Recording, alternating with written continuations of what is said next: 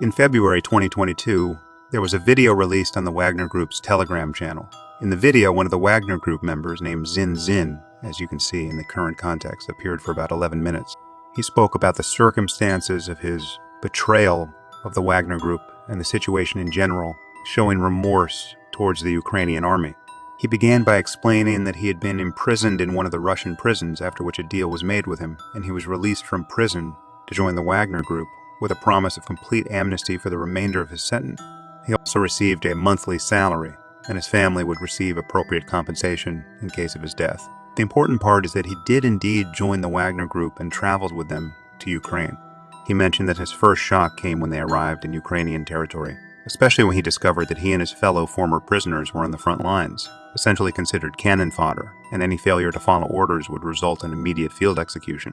However, this man named Rosen continued to fight with them until one day he had the opportunity to be tasked with an operation called body exchange, meaning he would be responsible for delivering the bodies of Ukrainian soldiers and returning with the bodies of Russian soldiers. He took advantage of this opportunity and, upon reaching his comrades, surrendered himself to them, stating that he did not want to return to the Wagner Group or to Russia at all. His comrades exploited the situation, produced a video disclosing everything that happened in the Wagner Group, and even more significantly, they had him make an appeal to the European Union to classify Wagner Group as a terrorist organization.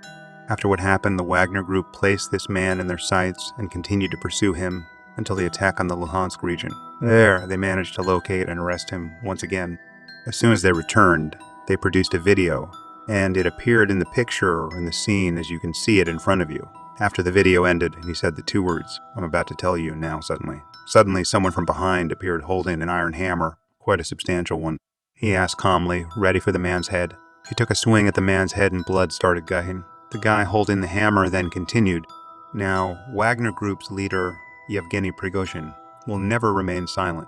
He took the bloodied iron hammer and wrapped it up nicely like a gift and sent it to the members of the European Parliament."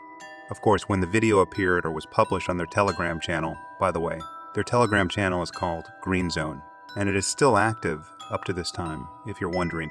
He responded with simplicity and a calm demeanor that they have a dog that died for a dog, and there's no need to dwell on the execution stories they carry out for traitors within the group.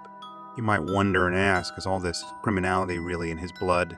I would reply to you and say all that you've heard are very simple things compared to the simple things I'm telling you right now from the 2020 Criminal newspaper in a Russian magazine owned by the Medusa company. This newspaper one day boldly accused him of financial corruption and also implicated him in operating minors within vast networks involved in very indecent activities. Yevgeny Nuzhin or the hospitals, the beautiful news you just mentioned would touch the heart of anyone.